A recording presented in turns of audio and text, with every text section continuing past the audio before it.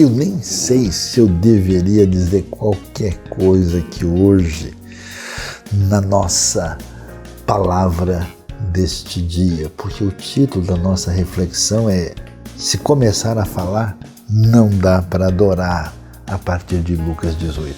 Então é melhor nem falar mais nada, vamos ouvir a mensagem. Deus abençoe a sua vida, Deus abençoe o seu coração e seja você também alguém que está em parceria, em sintonia com a IBNU. Aperte o sininho, inscreva-se no canal, divulgue para os amigos e que a palavra de Deus nos abençoe nesse dia.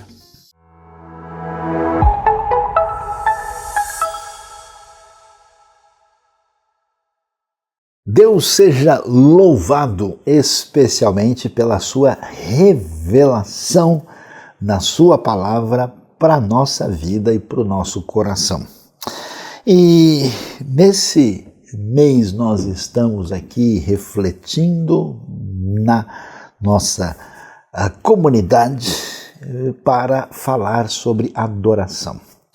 E quando a gente pensa em adoração é o que a gente pode chamar de um render-se do ser humano diante da grandiosidade do poder, da bondade, do amor de Deus, quando a gente se rende. E essa rendição envolve um reconhecimento extraordinário, que envolve uma espécie de festividade individual ou coletiva, que se desdobra também na nossa vida de maneira prática. Então, na verdade, a gente foi criado para a glória do Senhor, o Senhor criador e sustentador do universo, e o nosso coração só descansa, só entra numa sintonia adequada e aprazível quando a gente entra nessa, podemos dizer assim, nessa vibe de adoração. E aí a gente pergunta, como é que é isso, né? E olha, eu vou talvez surpreender um pouco aqui, porque o título da nossa reflexão é: se começar a falar, não dá para adorar. Ô Sayão, peraí, vamos conversar direito, você já está começando a falar, então vamos tentar explicar essa história para a gente ver que conversa é essa. Bom, se eu conversasse, chamasse várias pessoas para dar uma opinião, eu falei, escuta, o que você acha que seria alguma coisa que seria um grande problema, né, para impedir o que a gente pode chamar de uma adoração genuína, essa rendição, esse reconhecimento, essa entrega, né, diante de Deus, o que está em vista? Qual seria um problema? Provavelmente, se fizesse uma enquete assim com várias pessoas, diriam, olha, eu acho o seguinte, se a pessoa estiver em pecado, cometendo qualquer coisa que envolva roubo, ou violência, ou imoralidade sexual, ou qualquer coisa assim, eu acho que não dá para adorar. Ou talvez a gente pudesse dizer, olha, o problema principal que envolve a adoração, eu acho que é quando a pessoa mistura as estações. Então, assim, ele vai adorar Deus e coloca outras coisas no meio que não merece adoração e fica a coisa complicada. Ou talvez alguém pode dizer, olha, acho que é uma coisa mais assim, egocêntrica, narcisista, quando a pessoa, né, quer fazer tudo. Aqui tem aquela pessoa que a gente diz, ó, um indivíduo só pensa em si mesmo, né? Então tudo isso realmente faz sentido. Mas o curioso é que vários textos bíblicos, quando vão mencionar esse assunto, eles apresentam uma outra característica. Você quer ver? Dá uma olhada comigo em Lucas capítulo 18, quando Jesus vai tratar desse assunto. Ele nos diz, a partir do verso 10, o seguinte: 2 homens subiram ao templo para orar. Opa, a gente já entrou no culto. A coisa aqui já virou uma reunião de aproximação diante de Deus. Você pode viajar no tempo comigo e pensa só, olha lá, pense só comigo o templo de Jerusalém, gigantesco, os homens subiram ao templo para adorar, não é assim, entendeu? Ele andou aqui subiu uns 20 degraus na escada e chegou, não, o sujeito vem lá de baixo, passou ali provavelmente pelo tanque de Siloé, subiu todo um caminho grande, chegou numa escadaria de entrada, foi lá para o templo. Você não faz ideia como é majestoso esse caminho. E eles foram para orar. E orar aqui, a tradição judaica, a partir de uma referência que temos no próprio Salmo, né, diz que devíamos orar especificamente 3 vezes por dia. Inclusive, judeus religiosos até hoje fazem isso, inclusive com uma espécie de manual de oração chamado Sidur, onde a pessoa faz uma série de orações, de preces pré-estabelecidas ali. E aí, o texto diz que na hora de caminhar para esse momento de adoração, de subir ao templo, fazer a oração, atenção, um era fariseu e o outro publicano. Quando Jesus disse um negócio desse, o pessoal que está em volta já fica de cabelo em pé. Você imagina comigo, né? O fariseu, quem que é o fariseu? O fariseu é o especialista em religião. É um indivíduo que passa o dia todo lendo a Bíblia, decorando o versículo, prestando atenção à lei, prestando atenção aos detalhes da lei, cobrando de quem faz mais ou menos e de quem não faz, carregando um peso ele mesmo. Se alguém pudesse dizer, olha, aí está um indivíduo que sabe o que é adorar, o pessoal dizia, fariseu. Ele concorria com o saduceu, porque o saduceu era mais ligado ao templo, aos rituais, mas o fariseu, digamos assim, era mais respeitado pelo povo. E o outro, pessoal, está sentado aí, meu amigo, não sei nem o que dizer aqui, era o publicano, mas o publicano é um cobrador de imposto desonesto. Era um indivíduo que resolvia trabalhar, né, para os invasores que ocupavam a terra de Israel, que eram os romanos da época, e a fim de receber dinheiro do próprio povo, e para, vamos dizer, seguir uma vida interessado só em ganhar uma grana, não importava como, ele também ia lá. Então você imagina o contraste aqui, e a gente pensa, bom, não tem nem dúvida, né, quem é que vai adorar? O do indivíduo lá, o fariseu conhece a palavra de Deus, ele conhece os versículos, ele segue, ele faz isso, faz aquilo, e ele vai saber. E esse publicano, se ele não apanhar do pessoal ali, não sabe o que vai acontecer. Olha o que a Bíblia diz. Jesus diz o seguinte: o fariseu em pé orava no íntimo: Deus, eu te agradeço porque não sou como os outros homens, ladrões, corruptos, adúlteros, nem mesmo como este publicano. Jejuo 2 vezes por semana e dou o dízimo de tudo quanto ganho. Você percebe que coisa interessante? A Bíblia vai deixar claro que a espiritualidade, a adoração do fariseu, ela é rejeitada. E a gente deve começar a pensar aqui por quê e como é que é isso, por que quando alguém muitas vezes começa a falar não dá mais para adorar.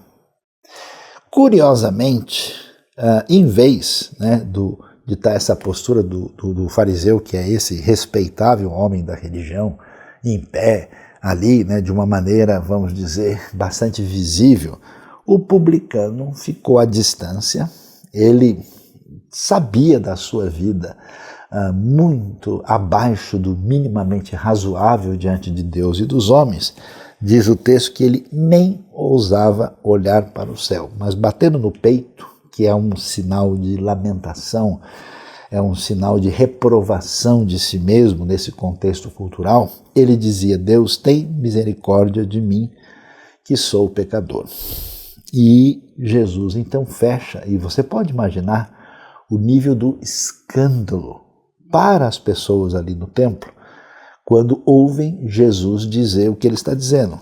Eu lhes digo que este homem, não outro, foi para casa justificado diante de Deus. Essa palavra justificado, que está no grego aqui, ela pega um conceito que vem lá do hebraico, que era a ideia de todo mundo, vamos assim dizer, que quer se colocar como aprovado diante de Deus. O desejo de todo judeu sério é ser um tzadik, um justo aos olhos de Deus.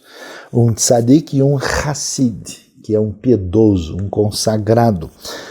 E o que acontece? Esse indivíduo arrependido, repensando a sua própria vida, confessando o seu pecado e a sua fragilidade, ele foi para casa justificado diante de Deus.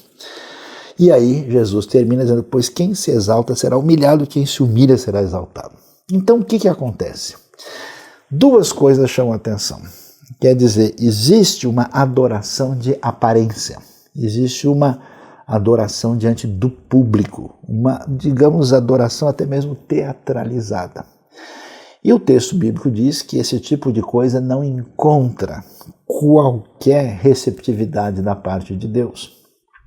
E além disso, e aqui que a coisa começa a aparecer, quando uma pessoa desenvolve uma caminhada religiosa, uma caminhada de algum tipo de expressão de fé, e essa caminhada está distorcida, está fora do lugar, não chega no ponto de fato que Deus deseja, ela adquire um sintoma. Você sabe, quando a pessoa está doente, tem alguma doença, alguma enfermidade, você tem lá a causa, né? Mas os sintomas aparecem. Então, por exemplo, o sujeito começa a espirrar muito. Opa, é uma gripe, é alguma alergia. Entrou num ambiente lá que causou essa reação nas vias respiratórias, né? A pessoa apresenta o sintoma. Então, um dos sintomas dessa espiritualidade que não conduz à adoração é falar de maneira indevida. E é curioso, e eu fico pensando, vamos conversar junto hoje aqui, para ficar pensando o que leva uma pessoa a entrar nesse caminho. Você vê que o fariseu, ele faz da oração dele uma espécie de proposta de elogio de si mesmo. Então ele tem um caminho de distanciamento, de separação. Eu sou uma coisa, as outras pessoas são diferentes. Aliás, falando das pessoas, a gente já sabe como é que eles devem receber adjetivos. E ele faz a lista, ladrões, corruptos, adúlteros, e até ele olha para o publicano e nem como esse cara aí atrás que está aqui no templo também. Então ele se distancia, ele aparece falando de um juízo pesado sobre os outros e logo traz a sua lista, né, o seu currículo de atividades espirituais. Jejuo 2 vezes por semana e dou o dízimo de tudo quanto ganho. Então, o que acontece? Existe algo estranho na adoração reprovada que se transforma numa expressão de falar indevido sobre a fé. Eu acho interessante que quando a gente olha isso, esse não é um texto único da Bíblia. A gente vai encontrar essa realidade aparecendo em diversos textos mostrando esse forte sintoma que faz parte dessa enfermidade. Um dos casos interessantes é o que a gente vê, por exemplo, na vida do rei Saul. O rei Saul perdeu o caminho na sua atividade de rei de Israel, num determinado momento decisivo, quando eles tinham inimigos mortais e que eles tinham que exercer uma atividade difícil nesse combate que Deus disse, olha, vocês precisam trazer o juízo sobre os amalequitas. E Saul, o que acontece? Ele não atendeu à orientação divina, ele desconsiderou o tamanho do problema em função, né, de tudo que ele tinha recebido. Mas o curioso, e quando termina esse momento de conflito com os amalequitas, ele preserva lá o rei, preserva um monte de coisa que não era para ser o caso, ele encontra com Samuel, que era, vamos dizer, o líder espiritual da época. E o Samuel, presta atenção, Samuel nem falou nada, o Saul já foi dizendo o seguinte lá no versículo 20 do capítulo 15 do primeiro livro de Samuel. Disse Saul, mas eu obedeci ao Senhor, cumpri a missão que o Senhor me designou, trouxe Agag, o rei dos amalequitas, mas exterminei os amalequitas. E aí ele prossegue e diz, os soldados tomaram ovelhas e bois do despojo, o melhor no que estava consagrado a Deus para destruição, a fim de os sacrificar ao Senhor, seu Deus, em Gilgal. É interessante o que aparece aqui, e a gente vê uma espécie de similaridade na atitude do fariseu. Veja, a adoração verdadeira, ela é rendição. Quando a gente é atingido pelo conhecimento de Deus que nos toca profundamente, num certo sentido, a gente fica sem palavras, a gente fica atônito, a gente fica maravilhado, né? Eu me lembro daquele texto do livro de Daniel, diz que ele tem uma visão tão poderosa, ele diz, não sobrou força em mim. Né? Então, muitas vezes, né, a gente chora, a gente se prostra, a gente não sabe nem como colocar em palavras essa manifestação da presença divina no nosso íntimo que leva à adoração. Mas quando essa adoração não acontece, nós temos algo problemático dentro de nós. E como é que isso se define? Primeiro, existe uma insegurança interna muito grande, que traz uma inquietude, que na minha opinião é o que leva as pessoas a ficarem falando. E é interessante, né? O pessoal, eu gosto de dizer isso, mas é verdade, né? Que o pessoal diz que lá no mundo islâmico tem os xiitas e entre os religiosos do lado de cá tem os chatos, né? Ou seja, são pessoas que ficam, vamos dizer, falando de religião o tempo todo. E ficam falando num discurso assim explicitamente religioso que você sente que o negócio não tem conteúdo, né? A coisa tem alguma coisa esquisita e fora do lugar. E essas pessoas, por definição, caminham nessa distinção. Olha, eu fiz o bem da melhor maneira possível. Sabe os outros? Os outros não valem nada. Eles são assim, assim, assim. Então, o curioso é que Saul desobedeceu explicitamente a ordem divina. Mas, quando ele teve que ser confrontado em relação a isso, ninguém nem perguntou, ele já saiu apresentando a sua justiça, e aquilo que saiu errado ele jogou nas costas dos outros. Inclusive, ele como rei, olha, o que aconteceu de diferente aqui, os soldados pegaram e não tem nada a ver com isso. Então, a gente percebe que esse caminho é um caminho de intranquilidade, de insegurança. Você vai ver tanto no comportamento dos fariseus como no comportamento do rei Saul essa insegurança inquietante por dentro. Segundo, um desejo constante de indevidamente malhar os outros e responsabilizar os outros à medida em que a gente esconde a si mesmo. Você percebe? Porque quando você adora e adorar é se render, você fica sem defesa. Você não vai dizer mais nada em seu favor. Então, a espiritualidade verdadeira nunca é alguém dizendo o seguinte, pessoal, olha como eu sei a Bíblia, olha como eu vou dizer para você o que é certo, e olha como eu vou apontar o dedo aqui para dizer quem é isso. Não. É assim, é um doente que recebeu um tratamento saindo do hospital dizendo assim, pessoal, achei remédio. Eu achei uma coisa que fez diferença e eu estou feliz da vida. O foco nunca está na pessoa. O foco está em Deus e na glória de Deus. Então, é interessante isso. E olha o caminho dessa enfermidade. Veja, olha como a coisa é perigosa. O próprio Saul, na sequência do texto, quando a gente chega lá adiante, ele viu que deu ruim, que ele desprezou o que Deus disse, ele resolveu andar pela própria cabeça, ele se achou mais sábio do que o conselho divino, e ele percebeu que ia complicar para ele no reino, ele chamou Samuel, o profeta, e foi lá e disse o seguinte, quando ele viu que não tinha saída, Saul repetiu, pequei. Agora ele pede para o Samuel, honra-me perante as autoridades do meu povo e perante Israel, isso está lá no verso 30. Volta comigo, atenção, para que eu possa adorar o Senhor, o teu Deus. Você percebeu? Então, o culto falso, ele é um show humano. O culto falso é uma exposição de espiritualidade vazia. No fundo, é um tipo de idolatria, porque aquilo que deveria ser o elogio, o reconhecimento para Deus, fica para a pessoa. E aí você vê um elemento pragmático nisso. Então presta atenção. Quando alguém adora de verdade, essa pessoa não está nem aí para o que está acontecendo em volta.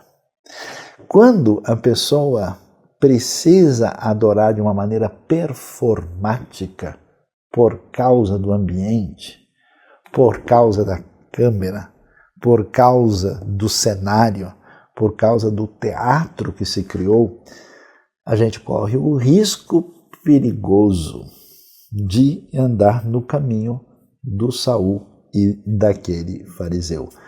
Por isso é interessante que Saul não se importa com a palavra divina, mas quando ele vê que vai ter prejuízo, ele diz: olha, Samuel, me ajuda. Sabe para quê? Para que eu possa adorar o Senhor. Que isso? Não tem nada de realidade nisso. Portanto, o desafio é esse. E a gente precisa pensar sobre isso para ver como é que a gente faz o teste. A gente entra aqui, digamos, no posto de saúde celestial, né, espiritual, para ver se tem algum sintoma, se está aparecendo alguma coisa aqui, se a gente está nesse caminho que é de insegurança, é de exposição de si mesmo, é de buscar glória própria, é de ficar contabilizando as coisas maravilhosas que a gente fez, é de dizer que todo mundo que é diferente deve receber esse e aquele juízo, e a gente não entrar em verdadeira sintonia com Deus. Por isso, multiplicam-se as palavras. Não é sem razão que Tiago, capítulo 1, vai dizer que se a pessoa tem boa espiritualidade, se mede nas palavras. Quer ver? Tiago 1,19 diz assim: meus amados irmãos, tenham isso em mente, sejam todos prontos para ouvir, tardios para falar e tardios para irar-se. Eu não quero nem dizer nada, mas eu fico muito preocupado quando eu converso com alguém, desculpa ser sincero, que não para de falar. Que isso? A pessoa não escuta nada. Às vezes você conversa com alguém assim, quase uma hora, e a pessoa fala o tempo todo, escuta a si mesma e sai com a impressão de que conversou com você. Que doido, que isso? Por isso, olha lá, prontos para ouvir e tardios, demorados para falar, é algo fundamental. Todas as pessoas em que na minha vida eu vi que mostravam algum tipo de sensatez e sabedoria, essas pessoas cultivavam em muitos momentos a virtude do silêncio. Por quê? Porque tardios para irar-se, ela está ligado, né? Tardios para falar. Pois a ira do homem não produz justiça de Deus, então vocês devem se livrar da impureza moral, da maldade, e aceite humildemente a palavra implantada em vocês, a qual é poderosa para salvá-los. Então é interessante. Esse caminho de justiça própria, recheado de palavras incontidas e de palavras pesadas de juízo, a gente percebe que ele está presente em contexto bíblico. Olha só, quando o 1 João vai falar do tipo de descaminho doutrinário que acontece naquele cenário, e ele aponta os erros, como é que são reconhecidos esses erros? É interessante. Tudo está ligado com o falar e o falar indevido. Se começar a falar e falar desse jeito, não dá para adorar. 1 João 1, por exemplo, verso 8, olha que coisa ele diz, ó, se afirmarmos que estamos sem pecado, enganamos a nós mesmos e a verdade não está em nós. Você já reparou? A pessoa pode até acreditar que ela está sem pecado. Ela pode até acreditar que ela não tem cometido pecado. Isso é uma coisa. Ela pode até esconder, mas o curioso é que ela faz questão de sair falando. Eu acho tão curioso. Quantas pessoas eu conheço que têm uma ferida na alma, uma ruptura com a fé, uma decepção profunda. Eu estava vendo esses dias o testemunho de alguém contando a sua história num programa de rádio, e a pessoa falando como é que ela se aborreceu com uma série de problemas e rompeu com tudo, depois ela retornou. Mas o curioso é assim, é que a pessoa não consegue ficar quieta. Ela faz questão de expressar o tempo todo e falar sobre essa situação. Então, João não tinha dificuldade de ajudar os primeiros seguidores de Jesus a como lidar com isso, porque a gente descobre no sintoma que lembra do médico? Mostra a língua, põe a língua para fora, né, para a gente ver como é que está lá dentro. Será que está infeccionado? Se afirmarmos que estamos sem pecado, enganamos a nós mesmos, a verdade não está em nós. Então o que precisamos? Sintonia com o publicano. Se confessarmos os nossos pecados, ele é fiel e justo para perdoar os nossos pecados e nos purificar de toda injustiça. E é interessante que no verso 10, João volta a falar sobre isso. Se afirmarmos que não temos cometido pecado, fazemos de Deus um mentiroso, sua palavra não está em nós. Então quer dizer, eu não posso usar as palavras para negar minha condição de pecador e os meus erros concretos e objetivos que são cometidos na caminhada. Olha que coisa interessante, é surpreendente. Eu, antes de ler a Bíblia, especialmente esses textos, eu nunca tinha prestado atenção nisso. Que o sinal de que não existe espiritualidade e adoração é essas palavras faladas de montão, onde a pessoa mostra que com Deus não tem conexão. Quer ver uma coisa? Jesus começa a dar o seu magistral ensino no Sermão do Monte. E você vê lá Mateus capítulo 5, 6 e 7, Jesus vai falar sobre oração, vai falar sobre jejum, vai falar sobre juízo, uma série de coisas. E como é que ele mostra essa realidade de pessoas que não estão em conexão com Deus e, portanto, são incapazes de verdadeira adoração? Mateus 7, 21, olha o que o texto diz. Nem todo aquele que me diz Senhor, Senhor entrará no reino dos céus, mas apenas aquele que faz a vontade de meu Pai que está nos céus. Não é interessante? Eu esperaria que Jesus dissesse assim, nem todo aquele que acha que faz parte do povo de Deus vai entrar no reino dos céus. Nem todo aquele que vive fazendo um monte de coisa errada, né, e não observa isso, que Jesus tivesse uma palavra assim, semelhante a gente, né, que a gente diz, olha, não é possível que esse cara é salvo, olha o que ele andou fazendo, ele roubou tanto, ele fez não sei o quê. Mas Jesus vai dizer que aquele indivíduo reprovado é o que está dizendo Senhor, Senhor.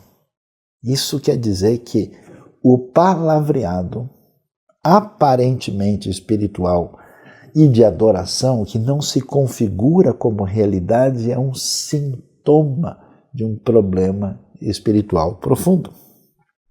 Olha lá como isso é claro. No verso 22, ele diz, muitos me dirão naquele dia, Senhor, Senhor, não profetizamos em teu nome?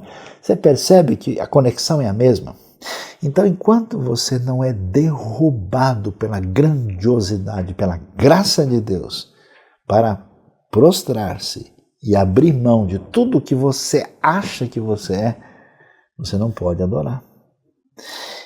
O que eles vão dizer? Senhor, olha, não profetizamos em teu nome? Em teu nome não expulsamos demônios? Não realizamos milagres? Você percebe que todo mundo aqui é de alta performance religiosa. E eu acho curioso, não é só isso, é Jesus ter exatamente selecionado isso para mostrar o que é uma espiritualidade reprovável. Então eu lhes direi claramente, olha que coisa, nunca os conheci, afastem-se de mim, vocês que praticam o mal.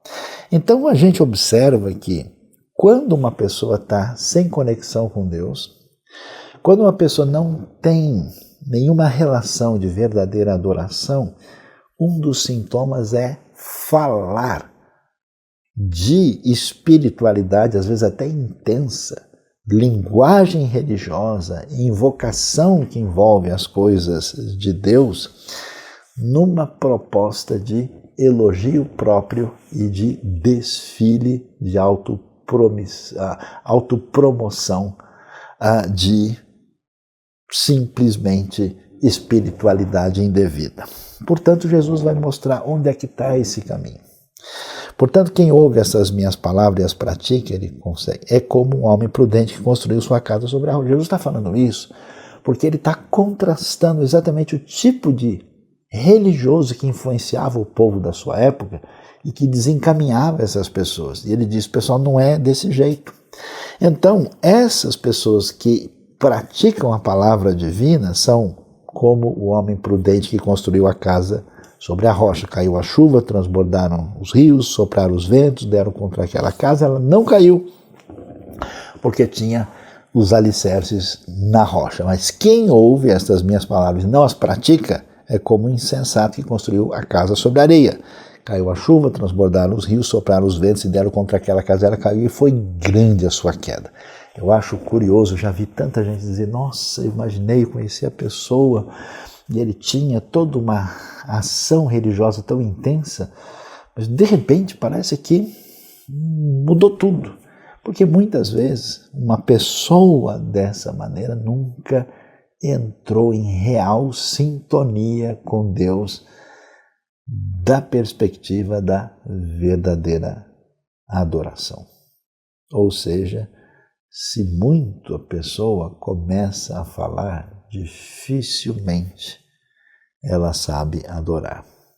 E isso é verdade por quê? Porque talvez seja, eu diria, talvez um dos empecilhos maiores para que as pessoas venham a conhecer o Evangelho e o Reino de Deus.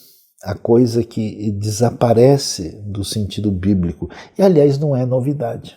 Por exemplo, olha lá, 8º século antes de Cristo.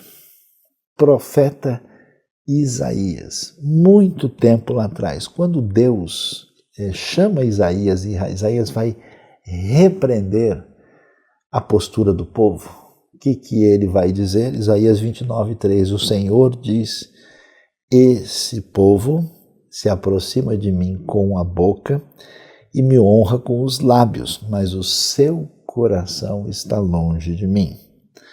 A adoração que me prestam só é feita de regras ensinadas por homens. Você já reparou que coisa interessante? E o desvio da fé significa você não ouvir a palavra de Deus, não reconhecer no íntimo do seu ser quem Deus é e não se render em verdadeira adoração que se desdobra em reconhecimento interno profundo, lá no íntimo do coração, muda a sua mentalidade e leva você à ação. Quando isso não acontece, existe um desvirtuamento da fé. Aqui, por exemplo, Isaías diz, olha, esse pessoal só está interessado em regras humanas. É interessante como regras e propostas humanas estão sempre tentando tomar o lugar da palavra de Deus. É a mesma coisa que aconteceu com muitos daqueles religiosos da época de Jesus. É o mesmo problema sempre. Agora, qual que é o sintoma? Como é que a gente sabe que a doença está lá? Mostra a língua aí, deixa eu ver. É através das palavras. E por isso Isaías vai em cima. Olha, eu sei que o pessoal usa muito a boca, muitos lábios, mas eles me honram desse jeito, mas nada disso é verdade. Então preste atenção. Se a gente consegue perceber que o sinal dessa adoração indevida está nesse palavreado denunciador, nesse sintoma problemático que você vê no Antigo e no Novo Testamento aparecendo nessa liturgia falsificada, nessa adoração fake, nessa coisa ilegítima, como é que a gente descobre a verdade? A gente já viu um caminho aqui. Qual é o problema? Isso não está no coração. Isso não atingiu lá dentro. Então, a pergunta para nós que queremos caminhar em adoração é: existe alguma sensibilidade dentro de mim? Existe algo em que a minha espiritualidade não é meramente mecânica, não é meramente vazia, ela não é sem reflexão, ela me atinge na minha interioridade, ela atinge o coração? Você lembra? Veja lá o publicando, né? Reconhecendo, quer dizer, a gente deixa a luz de Deus entrar no coração. E a outra maneira, a Bíblia revela para a gente. Quer ver como? Dá uma olhada comigo. É interessante o texto de Mateus 21. Jesus está num momento difícil, aí no texto de Mateus 21 você está na hora de uma espécie de confrontação de Jesus diante do sistema particularmente religioso à sua volta. Jesus começa a ser questionado. E aí ele chama a atenção, né, usa até o texto de Mateus usa, vamos dizer, um recurso literário, linguístico interessante, o que acham, que é uma expressão que não é só o que acham, quer dizer, prestem bem atenção na coisa importante que eu vou dizer. Havia um homem que tinha 2 filhos.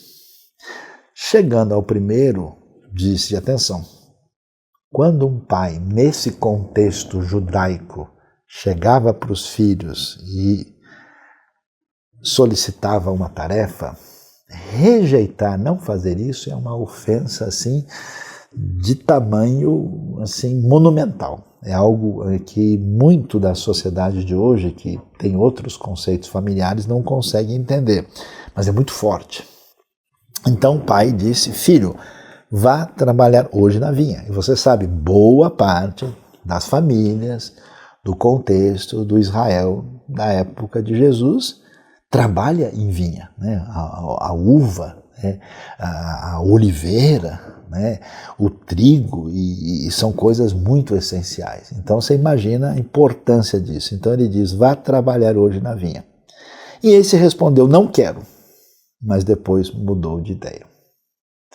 Quer dizer, quando Jesus diz uma coisa dessa e o pessoal escuta, o pessoal tem quase um infarto, né? Como assim? O pai chega para o filho, naquele ambiente de total respeitabilidade, e ele fala a coisa mais óbvia, trabalhar na vinha não é assim, tipo, não, vamos lá por causa do nosso sustento, é vital, quer dizer, a coisa tem uma importância assim monumental.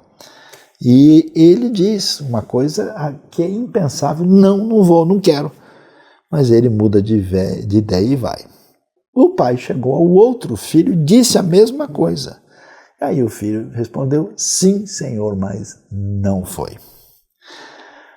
Aí Jesus vai e diz, qual dos 2 fez a vontade do pai?